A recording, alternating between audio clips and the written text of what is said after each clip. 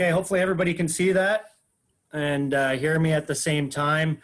Like Andrew said, it should take us all about 30 minutes, and then I'll open it up to questions. And again, I just want to make sure that not only am I open to talking a little bit on zone exits, I'm open to talking, a little bit about any other style of play or system that you'd like to ask. So I know Andrew had gone over a few things just about my coaching career. I'm just going to talk a little bit about, first off, what got me into the coaching. I played 18 years of professional hockey before I started coaching, but my last 2 years, I started to play over in the UK, where I was player coach in Braehead, Scotland. And leading up to that, the 2 summers, I really involved myself with Hockey Canada. First of all, getting my coaching levels. I'm a certified high performance 2 coach. I started at the ground roots. I got my level 1 and worked it up to get my high performance 1. And then I was invited to do my high performance 2. While living in Sudbury, I was, able to work with the NOHA back in the day when they had the U17 programs. And I was lucky enough to be a part of that and be a guest coach. And again, kind of helped a little bit with my coaching bug. After my retirement from playing, which only came when I accepted an assistant coaching job in Owen Sound, and I was lucky enough to work under Dale DeGray, who was the GM there, and Greg Ireland.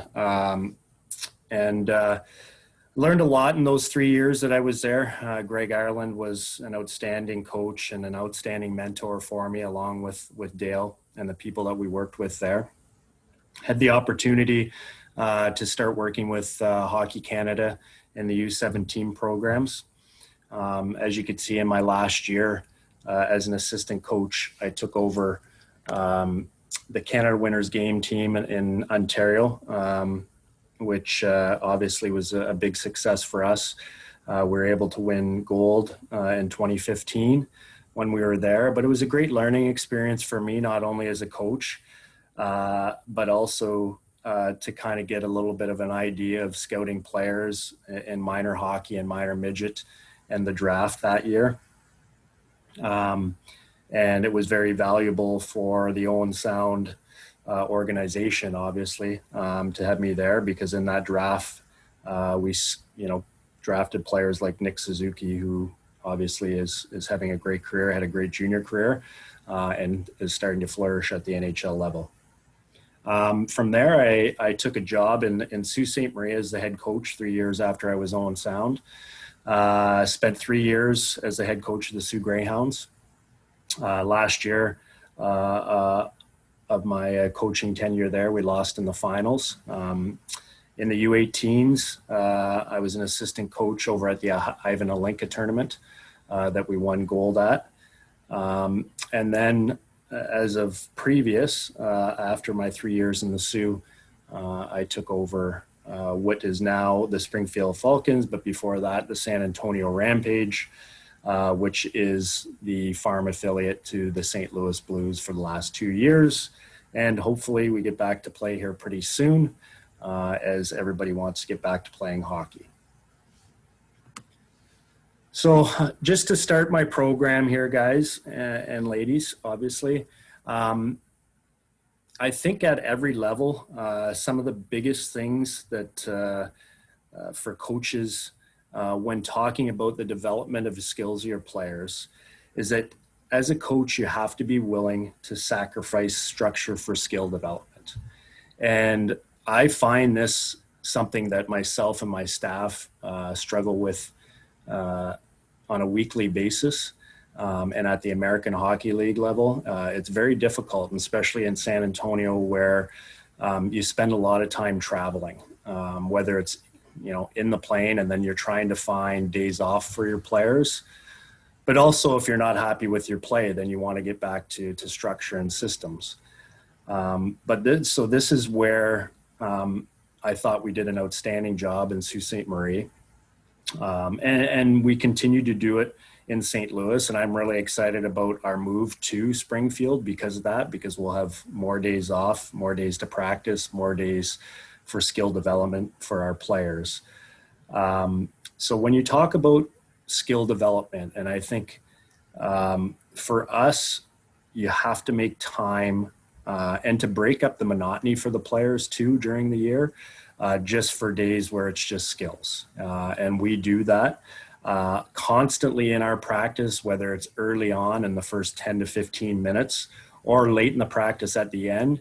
Our D coaches and our forward coaches are constantly working with our players. And when we talk about breakouts, and retrievals with our D, we talk about first touch plays, being connected with the forwards and the breakouts. Something that's really important in today's game for our forwards is their wall work and their support and having 5 players back at all times when you're executing your breakouts. The big thing for us in St. Louis or in Springfield is to be predictable. And the one thing I learned about this, you don't have to be a fast team to play fast. If you're predictable in the way you break the puck out, you can play a very fast game. And St. Louis is very evident in that. They're not a quick hockey team. They're a big, heavy team, but they were able to play fast in the Stanley Cup playoffs 2 years because they're very predictable in the way they did. And it made their players predict the play to be in the areas they needed to be to play fast.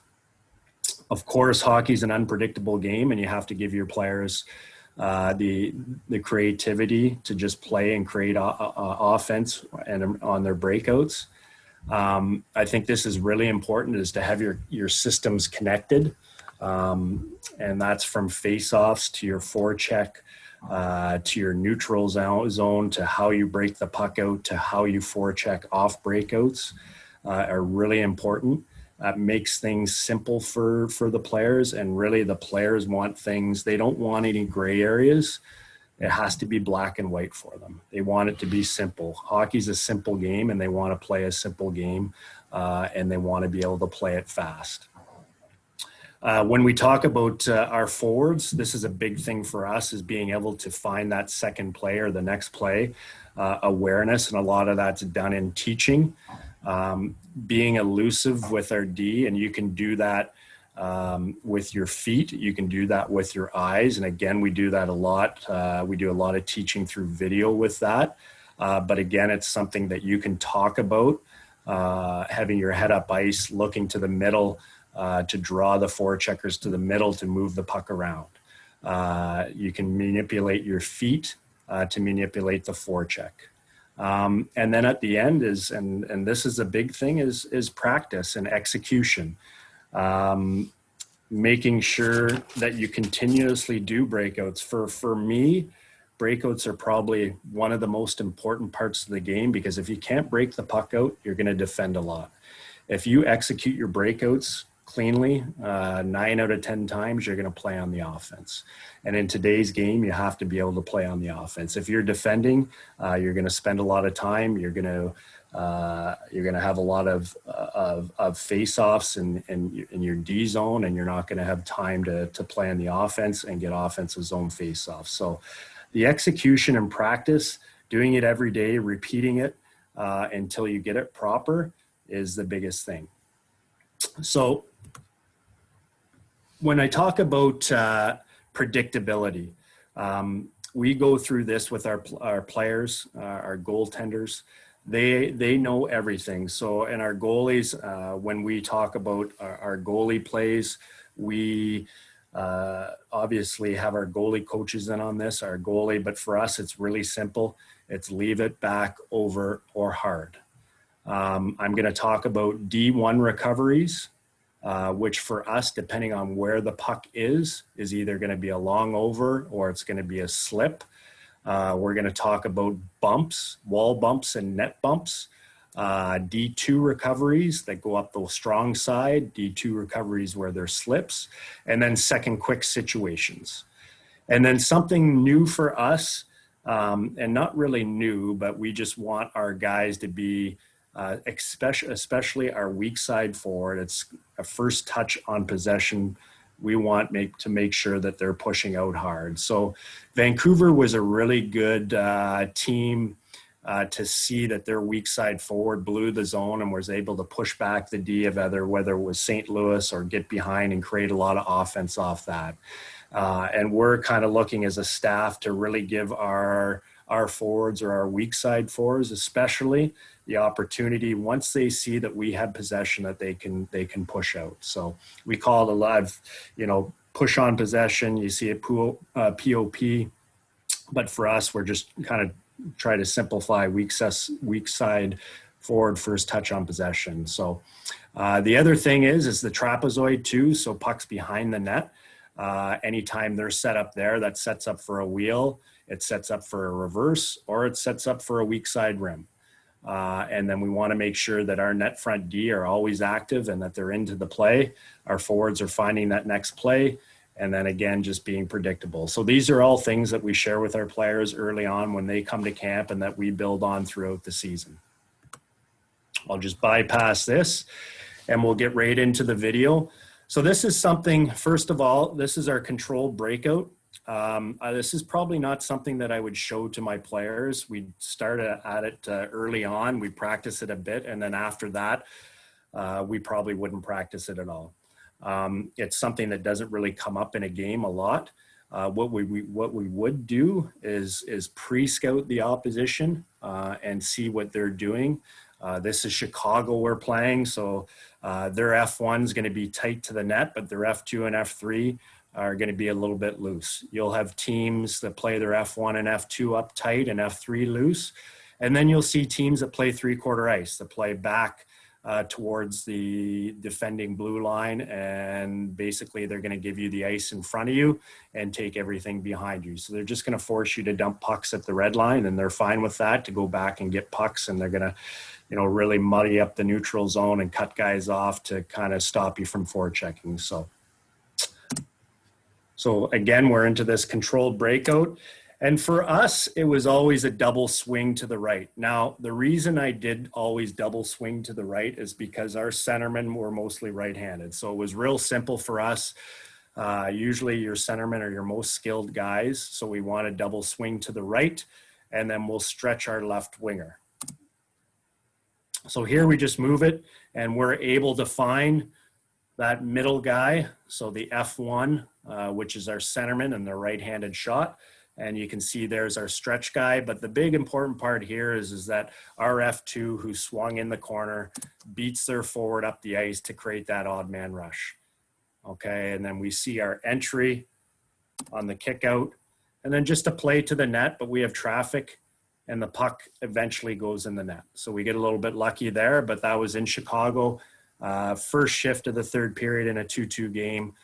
We score to go up, and I think we end up winning that game 5-2. Now we'll go into our goalie handles. So this is a back situation, okay? So we'll talk about that. So this is a back situation. So everybody on the ice knows what's going to happen right now. Our goalie's opened up. Chicago's a little bit late on the forecheck. Our D do a really good job of not putting themselves in a position where they're tight to the wall. And then again, our center's low and he's slow. He's in between the dots where we want them to be. And you'll see after we make this play here. So we talk about that second play. So our centerman made that second play. And now we have the option, and this is Jordan Nolan here. And this we talk about, like, I would preferably like to see him, this year be more stretched out. But great job by our D getting up the ice. And then our forward. And you can see the window that our forward has through here. Now, when I was in the Sioux, I was really big on teaching our forwards to get through this window. And at the American Hockey League level, you don't see a lot of this kind of space. Usually the D's right on top of that forward. But in this position, I would like to see this forward to skate through this window here to create that 3-on-2. We push this D back, and we can work off the weak side of the ice. He ends up just making a play to the D, which is fine, but he ends up being kind of by himself on an island with the puck. So again, this is going to be a back situation. We're in Toronto here, and they're covered over top of us. So whenever this happens, we're going to bump that puck back to the opposite D. So you can see here, it's a back situation. We come back to our D, and then we bump that puck back. And whenever this happens, our forwards know they need to blow the zone. So all three forwards are going to release, and they're going to try and back their D off and work behind. And a real important skill there was an indirect pass off the yellow boards. And this is something that we work on with our players, and especially our D, using the boards, because the middle is really covered. And at this level, the pro guys, their sticks are so good that you have to be able to work around the forecheck. So here we did a great job. We end up creating a 2-on-1, and we score on this play. I don't think I let it play, and then this kind of plays it all out, right? It's a goalie play. Our forward does a great job, low and slow, and he puts on the brakes, because if he keeps skating, he's going to be out of that. Our D makes a great play, moves it up to our forward, and that's the important play there. It doesn't always have to be direct. We saw in the last video, they used the wall. Here's a flip. So these are skills that we talk about, whether it's off the wall or high flips to an area where we have speed. And you can see there's our weak side forward. He's pushing out. He skates onto this. He's being closed. Now he delays, and he finds that late attack, and we get that puck to the net. The next one's a D1 recovery. So this is where we would call D1, and this is a wide D1, so everybody on the ice knows this puck is where it's going to go, and it's going to go to 55. So there's the D1 recovery. It's going to be a long over. Our D's available. Our center is going to be low and slow again. And then there's that real skilled little slip play to our center who's low and slow, and then our push out. And again, this year, this guy, that's an automatic. So it's an automatic push on possession. As soon as he sees that play from D1, we want him to blow the zone, and then we want our D to be active. So again, this is a D2. So when we talked about D1, that's D1. This is going to be a D2 retrieval, and this one is going to set up for a wall bump. All right, so when I talk about wall bumps, and you can see a great job by that D. He looks over his shoulder to see where the pressure is. What I want you to watch is D1. And this is a great teaching clip for our defense to make sure that they stop on that strong side post. So there you see right now. Now our D's out of the play. Okay, but our D2 did a great job being elusive, creating space for himself. Our center's low and slow and available for that second play there. All right, and we would obviously like to see that D. So again, this is a D1 wall, and watch our D2 this time and what he does. Okay, so he puts on the brakes, and if you notice, we have all 5 guys. So we really work hard for our guys to get back into these areas. Our D's elusive. He makes the play up the wall. Our winger's ready to push out, and our D's up in the play. Again, this is a D2. So this can set up for a wall or a net. And the reason it could set up for a net is because our F1 is back. Okay, so our D's under pressure. Okay, so you can see if he was to bump this way 3 feet, our F1 is going to skate onto that. Now he bumps it to his partner, which is fine too. All right, and then his partner just keeps it going. All right, and again, you can see, we have 5 guys in the picture to their 3. We make 3 little quick plays. We bump it underneath.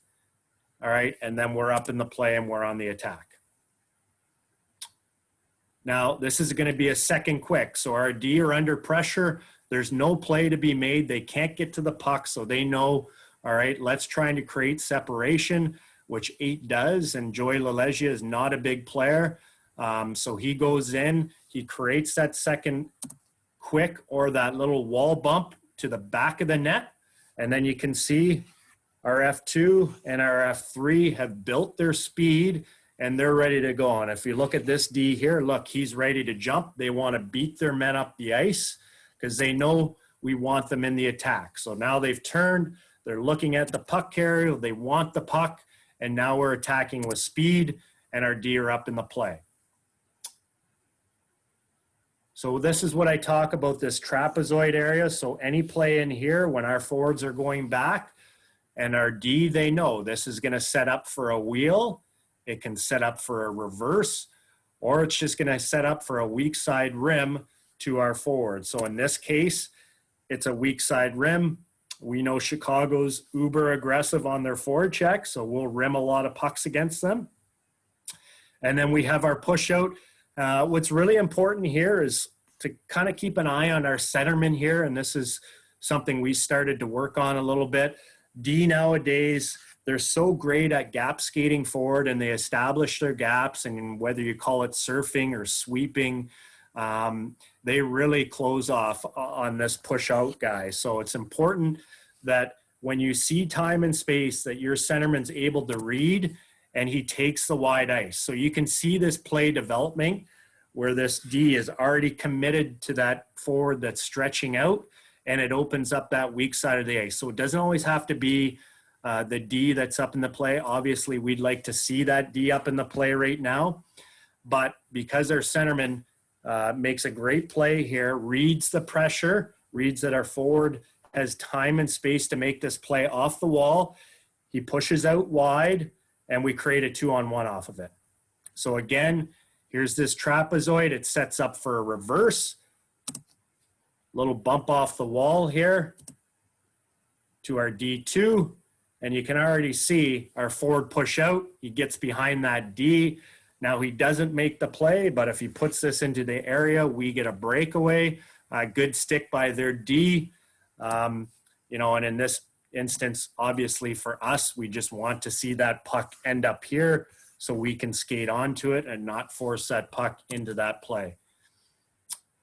So I'm going to talk a little bit about coming out of D zone. So when you're in D zone coverage, to make sure you have a plan. For us, it was as much as possible. We wanted to come out the weak side when we were in coverage. I'll talk a little bit in a few clips also off rim pucks and how we wanted to play those. But it was mostly a weak side exit that we wanted. But again, we know hockey's unpredictable, and we also had plans where we just pop that puck into the middle. So this one, our F1 gets there first, and we're able to bump it to the weak side, and then you can see us pushing out. Okay, and then this is just going to be a strong side exit, 5 in the picture. Our D's ready for that weak side exit, but it doesn't happen. He cleans up the puck. All right, and you already can see he's looking to make that slip play. Our D's active, our forward's ready to push out. Quick little play. We push out, we come back underneath to that D, and then real smart play where our forward here starts to re-support that to that weak side of the ice because he already sees these guys are going to beat those guys up. So just to create a 4-on-2 off that situation.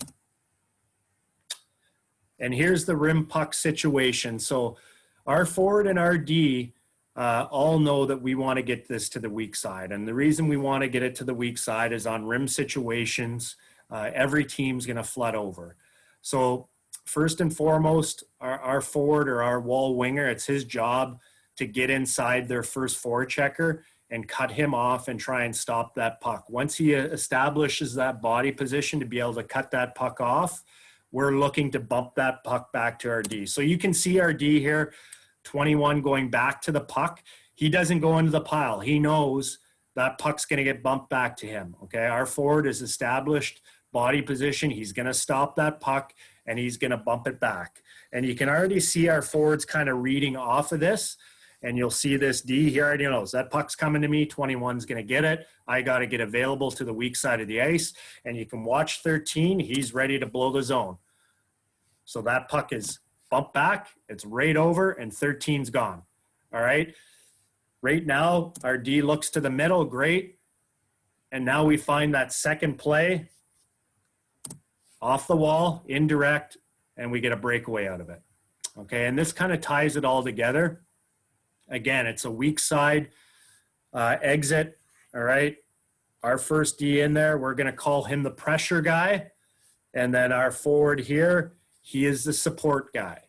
All right, so our support guy knows when that exit comes to our net front D, his job is to come up this part of the ice. All right, our forward here will come to support. This forward here becomes the push the pace guy. Our D actually fills the middle. Now he falls, but this is a great little bump, but you can see right now, he's coming up the ice, he's pushing out, he's getting to the wall. And if we execute this play, we get a 3-on-2 out of it because we beat these guys up the ice. This is pretty, you see this a lot with all teams now because there's so many swarm situations that they create offense, and teams are really aggressive with their F3 where they pinch down. It doesn't really give these guys a lot of time to recover. So as long as you have a plan when you're coming out of your D zone, you can create a lot of 3-on-2 situations. So that's just a bump puck. We don't execute it, but we get it on first. And again, we're on the offense. So that's it for the video. I kind of wanted to just touch on some of the basics that we talk about.